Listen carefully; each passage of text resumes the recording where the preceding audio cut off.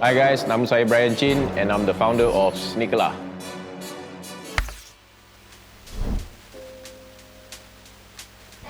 So I was born in Miri, then we moved around Penang, Pekan Nanas, Mersing, and then last we ended up in Kepong when I was around 7 lah. My father was a pastor lah, padri lah. Kita memang move around a lot. So yeah, that's my early life. That was what he was doing lah. That time, diorang macam tak berapa boleh faham like kenapa I nak quit my cushy job lah. I mean that time real estate tengah booming juga and sales tu kuat juga. Tapi they were boring lah, not really my passion. I didn't really tell them I quit my job. I just quit lah. But then later on they found out, I was like, kenapa dia tiap-tiap hari keluar rumah at this set amount of time and balik lewat gila kan. So diorang pun macam, oh what are you doing now? I say, oh I'm actually working in a shoe store. Lepas tu my mother punya muka boleh nampak lah macam tak berapa syok lah. They all know that I'm quite, stubborn in my ways. I like to do what I like to do. So diorang pun macam, okay lah, biarlah dia, let Bryan do Bryan things lah. Cuba bayangkan, you're like kinda still youngish, you baru keluar college and you buat kerja yang kau tak happy, kau wake up every day, you got money in the bank. Can you imagine like 23, 24, you are making sometimes 20-30k a month buat sales jual rumah kan, but you're not happy, you're like, okay, this is not really what I want to do. It's nothing philosophical, nothing too inspirational. It's just something that as a young person, you wake up, you're not happy, and then you do something about that. I think there was always quite a lot of moments growing up where sneakers is a big part of culture. I remember I was like very young, I was watching Michael Jordan play basketball.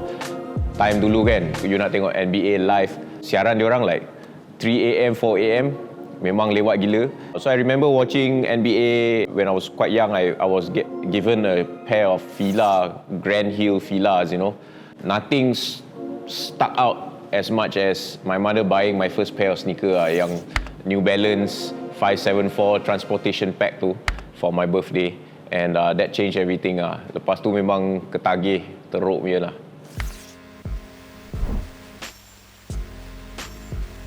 How SneakerLAH started was, I did mention that we were doing agency work, so we were helping a shop do their social media. That shop name is 100% dekat Lot 10. So they wanted to do an event. Dah lama tak buat event, let's do a event which is a community event. So we were like, okay, let's figure something out. That time, tak adalah banyak orang buat this kind of sneaker event kan. So we were thinking, okay, maybe we have people to come and we do a swap meet. Swap meet dia macam is exactly what it means. You swap and you meet and swap kan. Sneakerhead A bawa kasut, sneakerhead B bawa kasut. Kalau dia orang nak swap, dia swap. Kalau tak nak, dia jual. So dia meant to be a community event lah. We put the word out.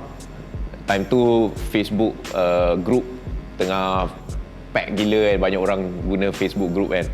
So we have a Facebook group and also we had friends lah. WhatsApp kan. So siapa nak booth? So we initially had 10 tables. 10 tables become 20, become 30, then 30 plus lah. I think 30 plus siap ada booth dekat bawah. First year terkejut jugalah turnout dia, 17,000 orang the first year. So that was an amazing year, amazing start to the SneakerLAH history. I just want to give few shout out to like No Saleh came very early. I ajak dia, datang lah. Then he came very early around like event book start pukul 10, dah show up pukul 11. Dia main game, dia posting, dia belanja lah, dia betul-betul datang event ni best gila, macam tu lah. Then Nabil pun came midday. Nabil Raja Lawak, he came and then he posted about it as well. And then towards the end, the evening tu lepas dia orang posting, memang pack gila lah. Tak ada ruang nak jalan pun. So that was the story how we started lah. A lot of people don't really know that it takes a long time to plan one SneakerLAH. So it takes about 1 year, sometimes even 1 year plus to plan one event.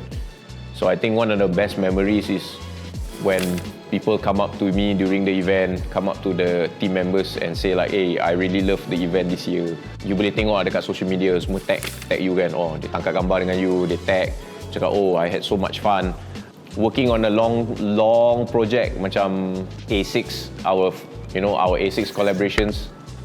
I think that's very fulfilling as well. Shout out to A6 Malaysia for giving us the opportunity and believing in us lah. I mean, you think about it lah, we are just an event sebenarnya. And kita sebenarnya community event. Daripada community event dapat kasut collaboration dengan A6 tu memang mind blowing lah. The latest one we get to do with you know, our childhood snack, Mummy Monster. So that is also crazy. I feel like definitely one for the books lah yang tu. Big part of the challenge is always when you're doing things that you like. Kau buat benda yang kau suka sangat, you're having fun, and then next thing you know, you ada like 20-30 staff kan. Then you punya overhead pun tinggi gila. I think one of the toughest lah, I boleh ingat lagi, is during COVID lah. Sebab kita kan event company. Then during COVID, you tak boleh buat event. And at that time, we were doing events, we were doing agency. Our clients pun, diorang macam, they chop the account lah. Diorang tak nak buat agency work. And also, kita tak boleh buat event. So, we cannot sustain the company lah. At that time, I think we were close to like 20 plus head count lah. 20 lebih orang. Banyak lah. And then, we had some saving dalam company. Me and my partners were very stubborn lah. Kita macam, kita takkan potong gaji diorang. Kita betul-betul nak make sure they all get a good salary juga. Tapi, lama-kelamaan, no jobs, no events, no income. I think within like 7-8 months, kita punya saving pun dah depleted lah. And that's when things got really tough lah. And then luckily at the end of 2020, kita launch satu kasut dengan A6, which is the KLCC. Itu help us a lot actually. Tapi, you know, the lockdown was 2 years. We almost shut down the whole company lah. You can see that sneakers is not doing so well. Right now, sneakerheads, the sneaker scene is, boleh cakap like senyap sikit lah. You can see lah, siapa yang betul-betul true, they still buy sneakers, they still collect. Siapa yang tak true tu, yang memang it's about the money, it's about the hype tu, diorang dah pindah ke hype yang lain. No knock to anyone, you know, it's your money, it's your passion. You want to chase whatever you want, I'm not knocking you. Right now we are standing in one of SneakerLAH's new project, which is Mythos, which is a shop that sells local brands. We have so many local brands here. I think like 22, 23 local brands in this store. And this is one of our projects that we think will be the future of SneakerLAH. We are giving a platform kepada semua local brand yang kita curate lah. Kita rasa local brand ni memang worth having in the store, and kita akan approach ataupun diorang approach kita, and we give them the platform. So that's one. Secondly is we are going to go into opening more retail stores, which is kita dah announce hari tu kat our IG. We are going to open a running store called SneakerLAH. We wanted to open the SneakerLAH store, but I feel that SneakerLAH should remain, for now, should remain neutral as a event. So that's why we open a running store called SneakerLAH. And also the whole team, our team is very passionate about running right now. As you know, like we have Pablo, he's the face of SneakerLAH right now, and he lost 50 over kilo. Mostly because dia diet and dia lari and dia gym lah. Dia memang kurus sekarang. And then we've got Alex pun. Alex is also running. Actually, we're trying to get like, you know, even our podcast host, Prakash, Daniel the comedian, and also Hans. Hans has been running, so Prakash now is going to start running. So everyone's starting to run. We're trying to get the whole team to run. We are very passionate about running, so SneakerLAH is the second project lah. For now, that's the future, the foreseeable future for us. This year is our 10-year anniversary for SneakerLAH, so we are rebranding the SneakerLAH event. It will be called LAH Land. Just imagine satu event yang banyak lah. Ada slipper lah, sneaker lah, lari lah, watches lah, makan lah. Banyak lah, konsert lah, semua dalam satu event. All the lah in one land. That's why it's called LAH Land. External validation in terms of success is like, okay lah, I mean the facts and figures are there lah. We get average about 30,000 visitor each event. We have launched 4 collaborations dengan A6. Last year punya event, total sales dalam event hampir 4 million, 4 juta. You know, all the facts and figures are there lah. But to me, success is as long as I'm happy doing what I'm doing lah. Aku rasa itu je lah. Kalau you dapat like 10,000 collab ke, 50,000 orang datang ke 100,000 orang datang, kau ada banyak duit lah apa, tapi you don't enjoy what you're doing, no point juga ah. Like what's the use? I don't know lah. I know it sounds very cliche, it sounds very philosophical, tapi you can ask a lot of people, and there's also so many rich people and successful people that they will tell you lah that you gotta have both lah. Benda hidup ni kena balance lah. You kena like what you're doing and you get the external validation for doing what you're doing. Ada juga yang like what they're doing, they buat tapi tak dapat validation from external validation tu. That's why you get like artis-artis yang bitter tak dapat dia punya success tu. That's what I mean lah. It has to be balanced lah. It has to be both lah.